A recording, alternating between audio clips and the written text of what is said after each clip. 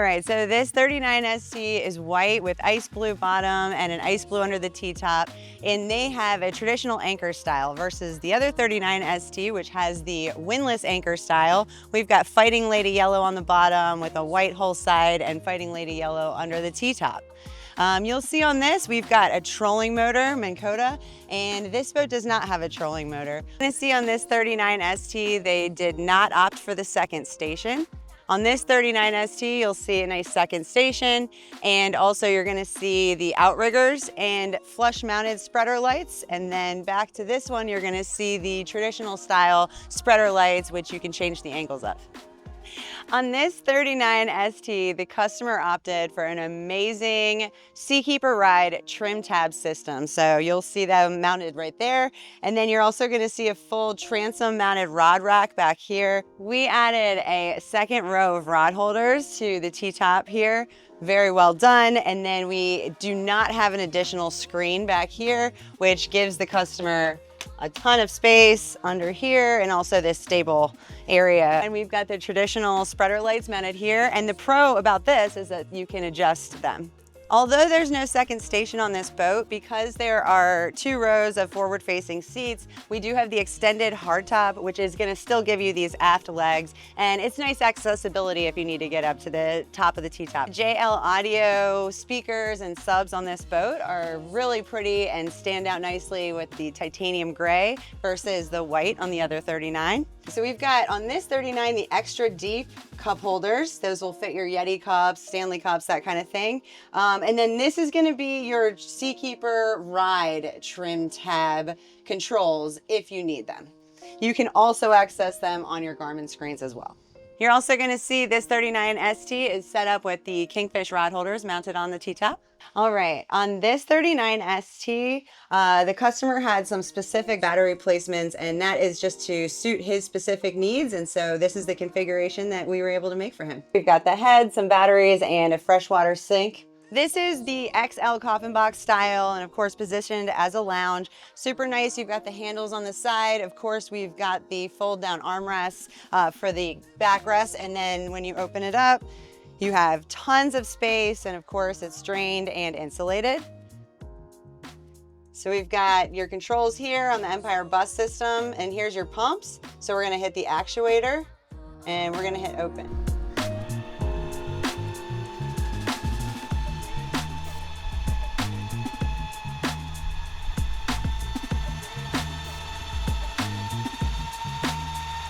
All right, so there's pros and cons to everything. This is an awesome configuration. You've got insulated, huge space and storage right here. The only difference is you have to access it by putting the coffin box up, and you've got plenty of storage up here in the coffin box as well. So it's a win-win. It just depends on your preference.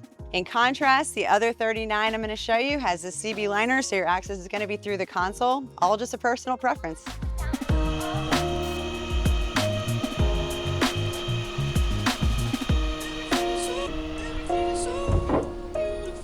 All right, now we're gonna shift over to the other 39 ST upgrade. Check out the customization here. We've got the traditional Lenco trim tab system. We've got the same aft floor configuration, cooler setup, but you'll notice we've got the screen added on here. It's really a nice bonus if you want to access music and have visibility to the bottom, speeds, things like that, distance, but you're gonna get less space for storage, still a lot of space, but not as much if you didn't have the screen. This does still lock in, nice to have rigging and that kind of thing there if you need it. You're gonna see the standard 1 row of rod holders on the T-top, but we did add 2 additional for a total of 6.